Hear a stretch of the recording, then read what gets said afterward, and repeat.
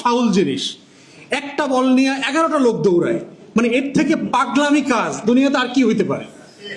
ওরে আল্লাহ, কি কামের লোকটা আইছে। ফুটবল খেলা এককালে একটা ফাউল জিনিস, আত নাচাই টাচাইয়া কি খবরটা কইতে আছে, মানুষদের গপ্পটা মারতে আস। আমে বড় এককাল কামের কাম হরেন, হোটেলে যাইয়া ওই যে লটর পটর, হেডা কি, হেডা ফাউল না? কি একটা ফাউল জিনিস। একটা বল নিয়ে 11টা লোক দৌড়ায়, মানে এর থেকে পাগলামি কাজ দুনিয়াতে আর কি হইতে পারে? এইটাতে দেখবেন পৃথিবীর কোটি কোটি মানুষ, হাজার হাজার গণমাধ্যম দাঁড়ায় দিন রাত লাইভ করতেছে, মানে মানে পাগল হয়ে গেছে দেশের মানুষ।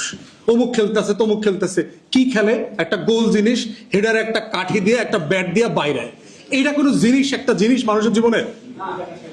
সেই জিনিস নিয়ে কত লাফালাফি। ফুয়ার দাদু, আপনি একটা কাম হরেন, এককালে পাবনা চললে যান, স্যাত করে চললে যান, স্যাত করে। আপনার মাথায় মনে হয় সমস্যা হয়েছে, নাইলে এইরকম আলঝোল কথা কি কয়নি উল্লাসী দেয়। আচ্ছা, এই যে সামনে 5 বছর পর পর বিশ্বব্যাপী একটা ফুটবল খেলার আয়োজন করে, হেরা কি আমের নান পাগল? আমের তো পুরো মাথায় সমস্যা, এক ধরনের প্রতিবন্ধী। এই খেলাটা বিশ্বজুড়ে সবাই মিলে আয়োজন করে। এখন এই বাংলাদেশের অধিকাংশ মানুষ হইলে আর্জেন্টিনার ব্রাজিলের সাপোর্টার। হেরা যদি হনে যে একটা বললই 11টা মানে খেলে, এসব ফাউল খেলা, আপনার কপালে ভোগ হইতে পারে, আপনার লইয়েও খেলতে পারে ভাই।